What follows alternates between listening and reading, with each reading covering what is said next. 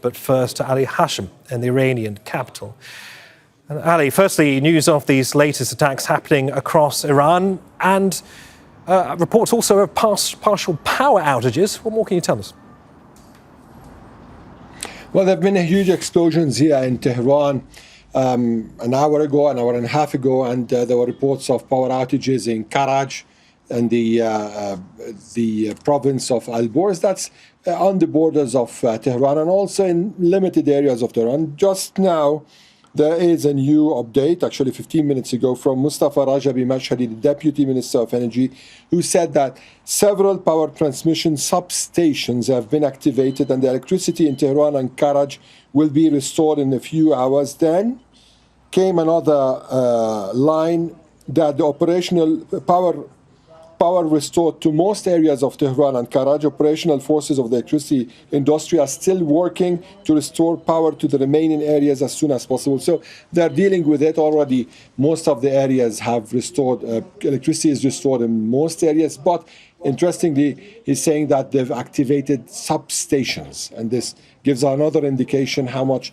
they've been also preparing for such situations. Now, this might not be the attacks on power plants that were expected. However, in the case of attacks, it seems that the Iranians are already having their substations ready to be activated at any time. Stay with us, Ali, because let's take in some other developments coming out on the political front in Iran, and a statement from Iran's parliament speaker accusing the US of preparing for a ground invasion. Mohammad Bagher Ghalibaf has said the enemy openly sends messages of negotiation and dialogue while secretly plotting a ground attack, unaware that our men are waiting for the American soldiers to enter on the ground so they can rain fire upon them and punish their regional partners.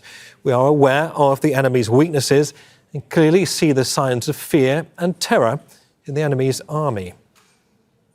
Ali, this is clearly fighting talk from the Iranian speaker there. So is it now inevitable in Iran's eyes that the US is preparing a ground offensive?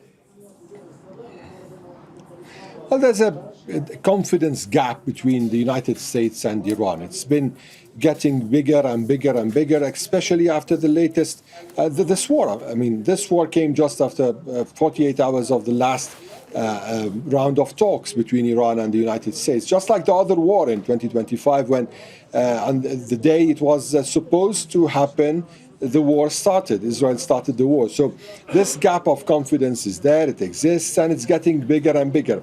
Now, regarding the diplomatic path and the military path, Iranians are preparing for a long war. This is what we understand from their officials, from their sources, from their military. It's clear that they are taking this into consideration. And actually, they see the war of attrition as their best path to try to diffuse President Trump's objectives. And given the fact he wants a quick war, he wants a war that will finish between 4 and 6 weeks, and they want to drag him into a quagmire.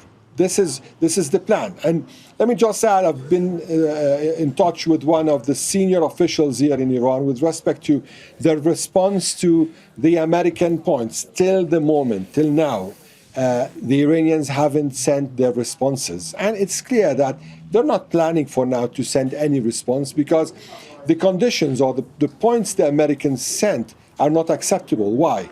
Because the Iranians said it clearly. What wasn't taken or what wasn't given in the days of peace wouldn't be given in the times of war. Ali, many thanks. Ali Hashem in Tehran.